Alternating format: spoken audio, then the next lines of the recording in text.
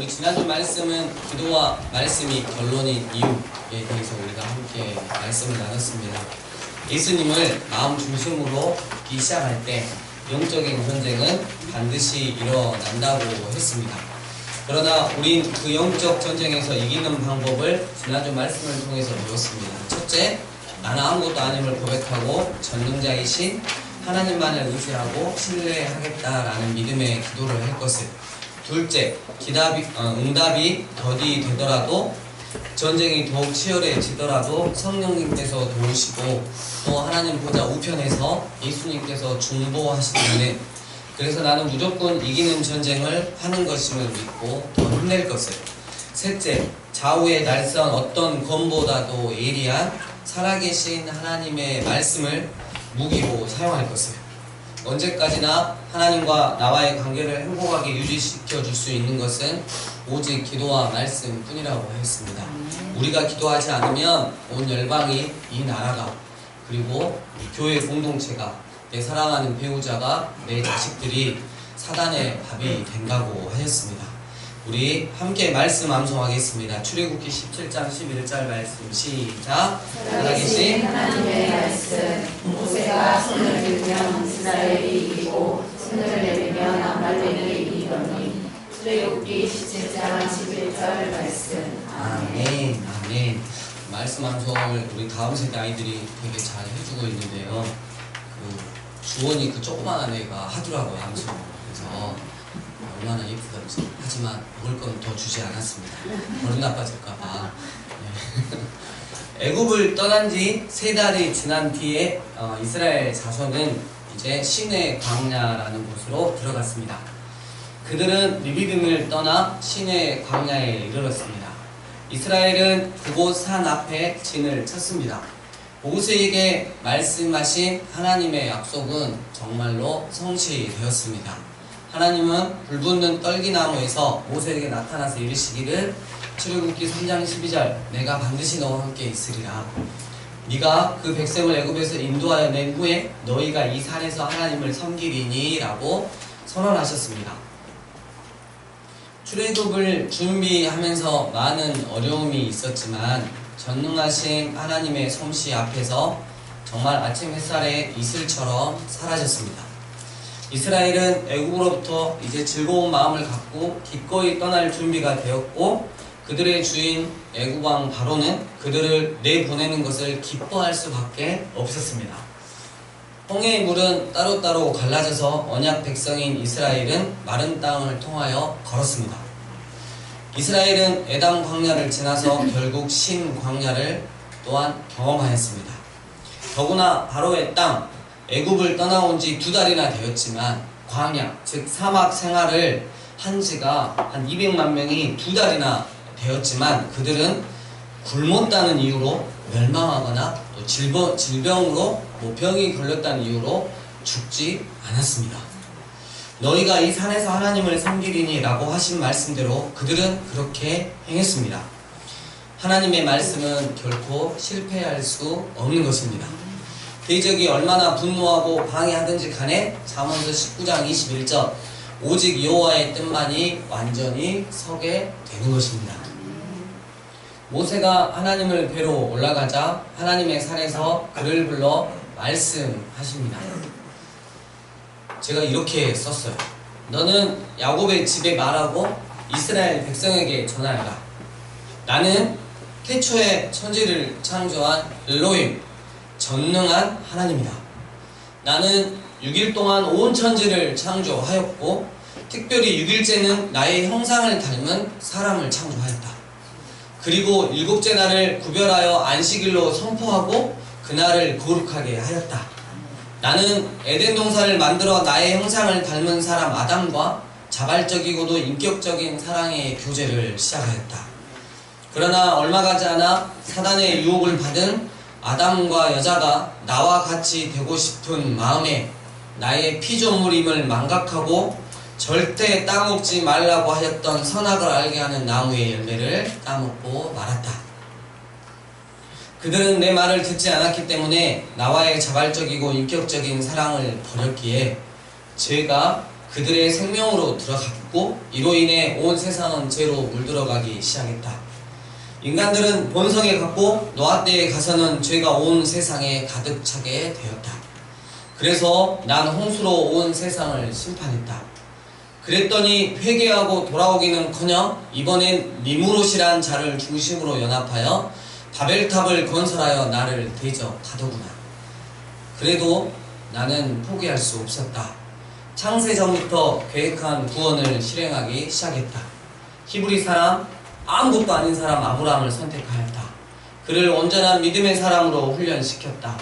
나 여호와 하나님이 말씀하시면 독자 이삭이라도 기꺼이 드릴 수 있는 아브라함에게 나는 약속하였다. 이제 나의 독자 예수를 온 인류를 위해 내어놓겠다고. 그러기 위해서는 나는 수천 년 이후에 일어날 구원에 대한 모형을 제시하여야 했다. 그래서 아브라함의 후손, 이삭의 후손, 야곱의 후손들을 애굽으로 보냈던 것이고, 너희는 내가 애굽 사람들에게 한 일을 보았고 내가 어떻게 너희를 독수리 날개에 태워 내게 데려왔는지도 보았다.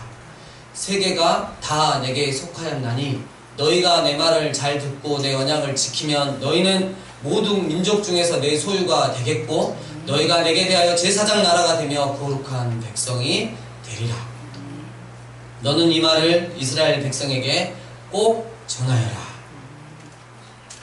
모세가 돌아와서 이스라엘의 장로들을 불러 모으고 하나님께서 그에게 명령하신 모든 말씀을 그들 앞에 전했습니다. 그랬더니 이스라엘이 한 목소리로 이렇게 응답합니다. 하나님께서 말씀하시는 모든 것을 우리가 다 행하겠습니다. 모세는 백성이 한 말을 하나님께 전했습니다. 이에 하나님께서는 모세를 통해서 말씀하신 게 아니라 이스라엘 전체에게 말씀하십니다. 나는 너를 애굽 땅 종 되었던 집에서 인도하여 낸 내 하나님 여호와라. 다시 표현해 보면 이렇습니다. 나는 너를 하나님을 반역하는 세상, 즉 사단의 종이 되었던 땅에서 인도하여 낸 내 하나님 여호와라. 죄의 일은 너는 나 외에 다른 신들을 내게 두지 말지니라. 모든 인간은 한 분 하나님에 의해서 만들어졌습니다. 그 어떤 종교도 어떻게 세상이 창조되었는지는 밝히고 있지 않습니다. 하지만 유일하게 살아계신 하나님의 말씀과 스스로 존재하시는 야훼, 여호와 하나님만이 내가 온 세상을 창조했고 그 가운데 인간을 아주 특별한 존재로 창조하셨다고 선포하십니다. 그런데 너무나도 많은 가짜 신들이 자기가 참 신이라고 주장하고 있습니다. 나무가 잘 자라 열매를 맺기 위해서는 무엇보다도 뿌리가 중요합니다. 마찬가지로 인간이 이 세상에서 자신의 가치를 알고 바르게 살기 위해서는 뿌리를 찾는 것이 중요합니다. 결국 이 뿌리는 하나님을 믿느냐 안 믿느냐 이겁니다. 이스라엘 백성들이 하나님을 알게 된 것은 자신들의 노력이나 수고 때문이 아니었습니다. 하나님께서 이스라엘 백성들을 애굽의 노예 상태에서 이끌어내신 후에 시내 산에서 말씀으로 자신을 계시하여 하나님을 알게 하신 것입니다. 너무너무 궁금했을 거예요. 이 하나님이 어떤 하나님이기 때문에 우리를 애굽 땅 종대에서 이끌어내어내서 광야 생활 가운데 먹을 게 없으면 만나를 내려줘, 물이 없으면 반석에서 물이 나오게 해줘. 이 하나님 어떤 분이야? 너무너무 궁금했고 너무너무 알고 싶었던 그 찰나에 하나님은 정확하게 지금 시내산 앞에서 말씀하고 계시는 것입니다. 여러분, 우리도 지금 여기 앉아있는 거, 우리가 하나님 앞에 구원받은 거, 나의 어떤 행위나 잘남이나 내가 스스로 뭐 하나님을 찾아서 온 게 아니고 정말 나 아까 우리 찬양 드렸지만 나 길을 잃고 헤맬 때 그 사랑이, 그 주님의 사랑이 날 먼저 찾아왔기 때문에 우리가 지금 이 자리에 있는 것입니다. 이스라엘도 마찬가지였다는 것입니다. 인간들이 하나님을 바로 알기 위해서는 두 가지 조건을 갖추어야 합니다. 첫째로는 그 하나님께서 인간들을 구원하셔야 하고, 둘째로는 말씀으로 하나님 자신이 어떤 분인가를 정확하게 나타내 주셔야 합니다. 이 두 가지 조건을 만족시킬 수 있는 유일한 분은 바로 여호와, 야훼라 불리우시는 하나님밖에 없는 것입니다. 이 하나님의 이름에는 여러 가지가 있지만 이 여호와, 야훼라는 뜻은 언약의 하나님, 언약의 하나님이라는 관점에서는 이 야훼라는 이름을 씁니다. 여러분 생각해 봅시다. 인간이 시시하게 만들어졌더라면 아마 이렇게 많은 가짜 신들은 나타나지 않았을 것이라고. 그런데 인간이 하나님의 형상을 닮아서 매우 훌륭하게 만들어졌기 때문에 인간을 지배하고 영향력을 행사하려는 많은 가짜 신들이 생겨났다는 거예요. 그 뒤에는 사단의 음모가 있었던 거고요. 인간은 어떤 분들은 자연의 신비 속에서 신을 찾으려 합니다. 그래서 자연 현상을 신으로 생각하게 됩니다. 해나 달이나 바다나 별이나 이런 자들을 범신론자라고 합니다. 또 인간들은 죽은 사람의 혼을 신으로 상상하였습니다. 죽은 사람의 혼은 귀신인데 산 사람에게 영향을 준다고 했습니다. 이를 갖다가 귀신론자라고 합니다. 여러분 이렇게 말하면 제사를 가장 정성껏 드린 사람은 어때요? 귀신이 지켜주니까 가장 잘 살아야 되는 거예요. 근데 이 사람들의 또 가치는 뭐예요? 다음 세상이 없기 때문에 이 세상만 그냥 잘 살면 되는 거예요. 그 다음에 사람들은 마귀 혹은 사탄, 이 타락한 영을 신이라고 생각했습니다. 마귀나 귀신은 눈에 보이지 않지만 실제로 존재하면서 인간들의 삶에 영향을 미칩니다. 그러나 마귀나 타락한 영들은 신이 아니고 인간과 같은 피조물일 뿐입니다. 단지 형태만 다를 뿐입니다. 그런데 마귀는 자기가 신인 것처럼 인간들을 속여서 하나님의 영광을 가로채고 있는 것입니다. 이를 샤머니즘이라고 부릅니다. 급기야 인간들은 신은 눈에 보이지 않으므로 신은 없는 것이라고 생각합니다. 이를 무신론이라고 합니다. 또한 어떤 사람들은 신의 존재는 인정하면서도 성경에 나타난 하나님만 참 신으로 인정하는 것은 거부합니다. 정말 다양한 신을 믿으면 그것으로 충분하다고 생각합니다. 그러나 하나님은 지금 언약의 자녀된 우리들에게 나 외에 다른 신들을 내게 두지 말지니라 하고 정확하게 그것도 1계명에서 말씀하십니다. 그러니 하나님의 언약의 자녀들인 우리들은 성경에 나타나신 여호와 하나님만이 참 하나님임을 증거하고 믿고 살아가야 할 것입니다. 우리는 어떤 이유로도 다른 신의 존재를 인정하거나 믿어서는 안 되고 오직 하나님을 믿는 믿음으로만 살아가야 합니다. 그러나 우리들이 이것을 어렵다고 생각한 이유는 뭐냐면 다른 가족들이 또 직장의 동료들이 학교 친구들이 하나님이 아닌 다른 신들을 섬기고 있다는 사실입니다. 그래서 그들이 믿고 있는 신들이나 그들의 생각을 인정하지 않으면 저 자식들은 저희는 교회 다니는 애들은 저렇게 이기적인지 모르겠다. 지망권이 때 이런 식으로 그들이 반응하기 때문에 이 생각들을 인정해주지 않으면 은근히 무시를 당하고 차별을 당하고 왕따를 당하고 은근한 따윈 은따도 당한다는 사실. 하지만 우리가 오늘 10계명의 제1계명의 말씀 얼마나 중요했으면 내가 온 세상을 창조하신 하나님이고 너희를 구원할 자고 마지막 때 심판할 하나님이다. 그 하나님이 나 외에 다른 신들을 내게 두지 말지니라라고 말씀하고 있습니다. 우리는 당당해야 할 것입니다. 언젠가 제가 목요 모임 때 그런 말을 했었어요. 어떤 그 청년이 직장에 취직을 해서 부서에 발령이 딱 났는데 아침에 너무 빨리 출근을 해서 거기 회사에서 기도하고 그 부서에서 기도하고 청소도 다 하고 너무너무 신실하게 했어요. 아주 각 부서가 있는데 처음에 왔을 때 저 사람 뭐야 저 신입사원 뭐야 뭐 하나님 믿는다고 하는데 아주 유별나? 이랬는데 이 청년이 계속 아침마다 와서 기도하고 그들 섬기고 그렇게 열심히 하니까 다른 부서 매출은 다 떨어지는데 경기가 힘들어서 이 부서 매출만 하늘을 치솟았죠. 그리고 연말에 결산했을 때 이 부서가 완전히 회사에게 큰 상을 받게 되었죠. 그러니까 회식을 가게 됐어요. 이 부서의 부장님이 딱 와가지고 너 정말 고생했다라고 술 한잔 딱 따라주려고 했을 때 이 청년이 뭐라고 아니 저는 하나님을 믿습니다. 술을 마시지 않습니다. 꼭 제가 술을 이렇게 받고 이렇게 건배 대신에 제가 여러분들을 위해서 정말 부족하지만 하나님 앞에 기도하고 싶습니다. 부장님 그래 기도해. 왜요?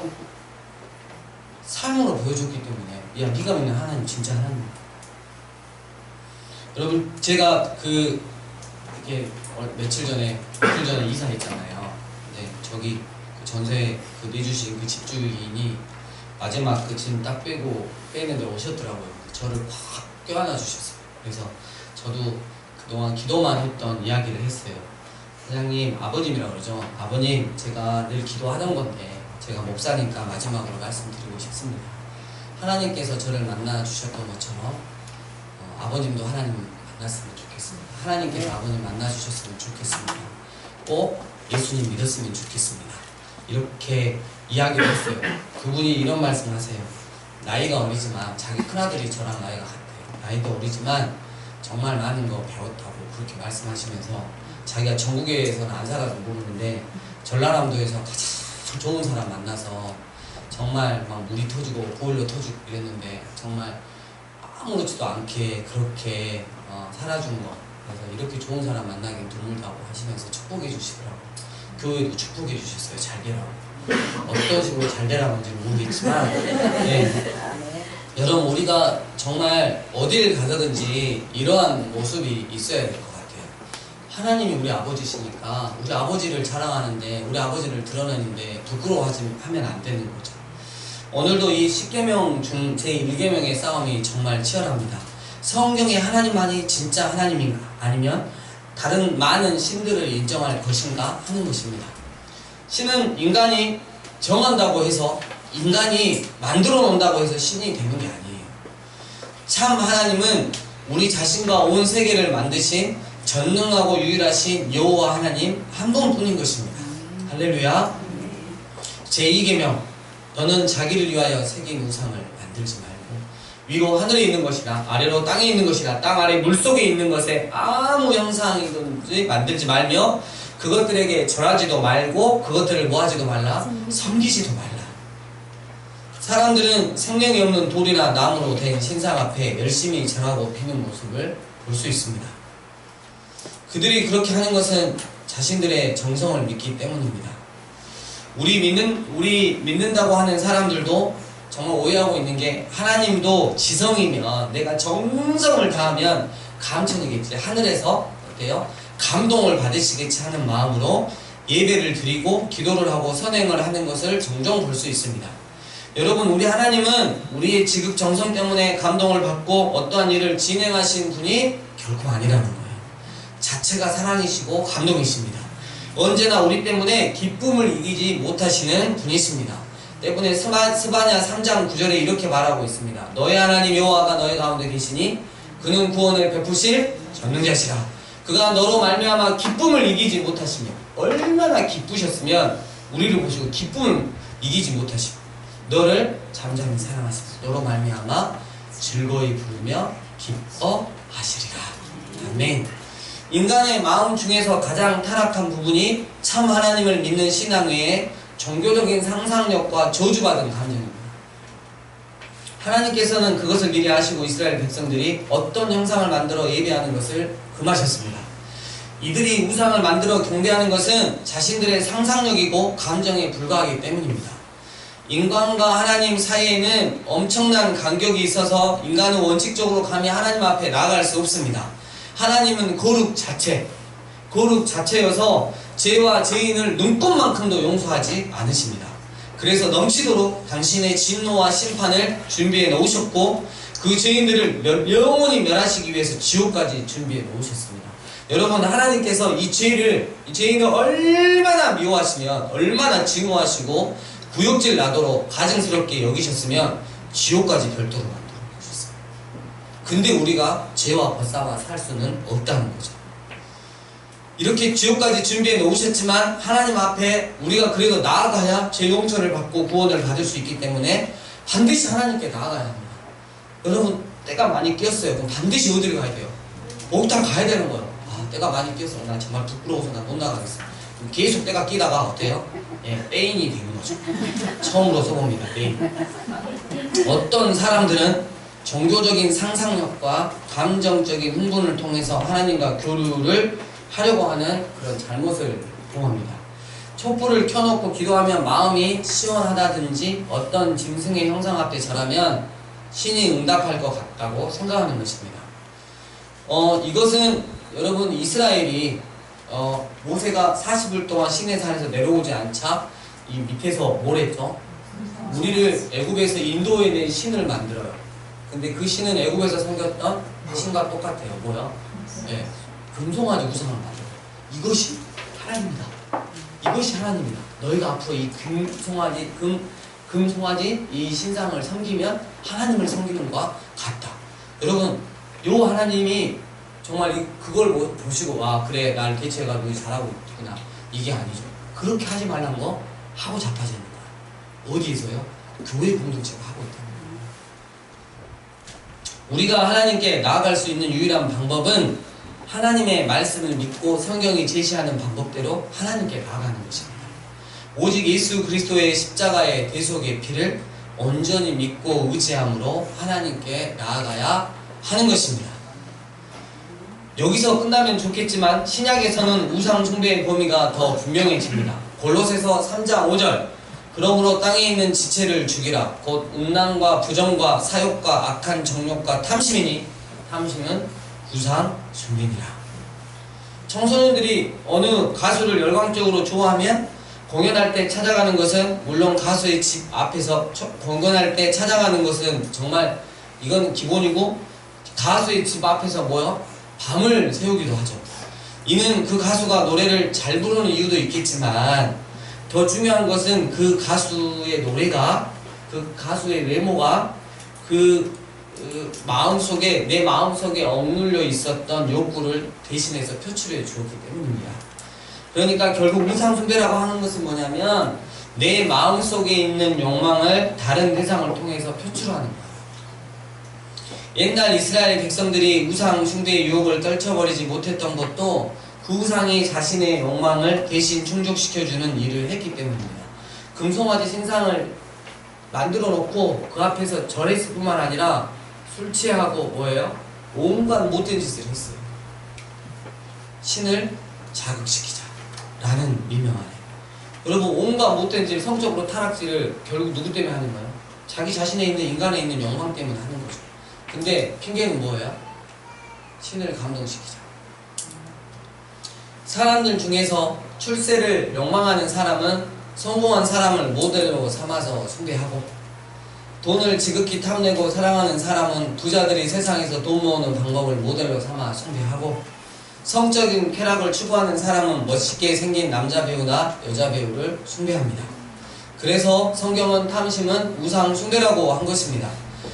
탐심은 여러분 소금물과 같아서 아무리 근데 마셔도 만족이 없고 더 심한 갈증을 느끼게 됩니다.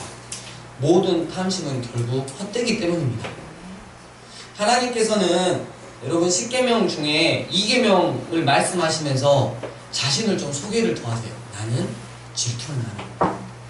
질투란 여러분 대등한 관계의 남녀가 인격적으로 뜨겁게 사랑할 때 생기는 현상입니다.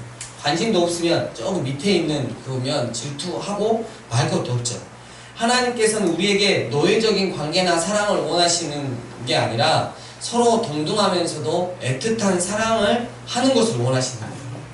하나님께서 우리만 사랑하시듯이 우리도 하나님만 사랑하기를 원하신다는 것입니다.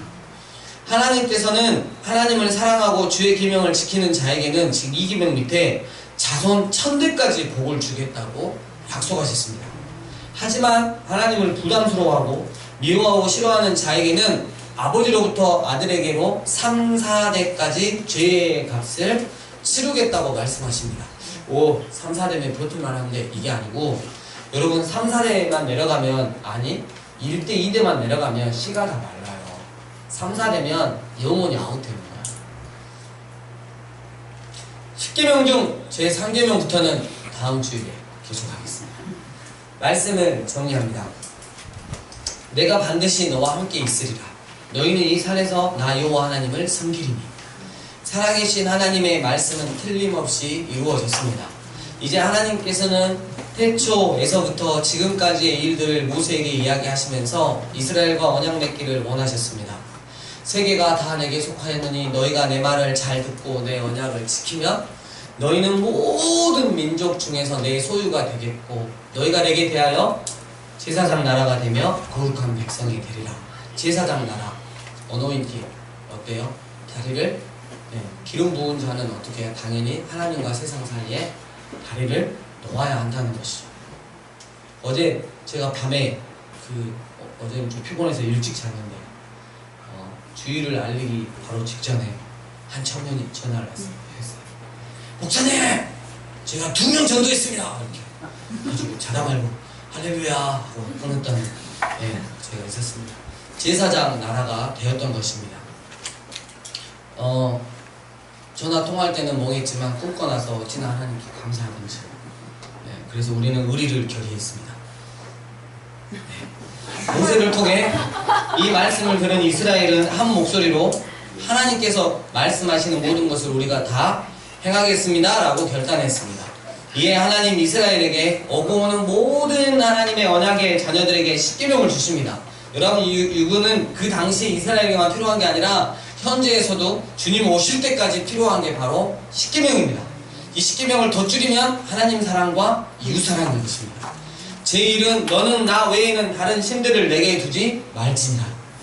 이 말씀의 의미는 다른 숭배의 대상물, 즉 자연, 귀신이나 사탄, 그리고 하나님 없다 하거나 무시하여 자신을 숭배의 대상물로 두지 말라는 것입니다. 네 마음 중심과 삶 속에서 오직 여호와 하나님만을 지고한 자라 정하라는 것입니다. 이 지고는 더할 수 없이 없다라는 뜻이에요. 제2는 너를 위하여 새긴 우상을 만들지 말지니라. 나무나 돌로 된 우상 외에도 다른 신들이 있습니다. 그것은 바로 탐심입니다.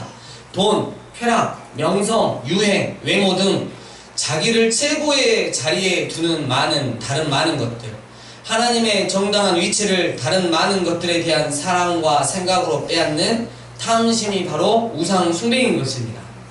사랑하는 강주 삶예배인교회 성도님들, 하나님께서 우리만 사랑하시듯이 우리도 하나님만 사랑하기를 원하십니다.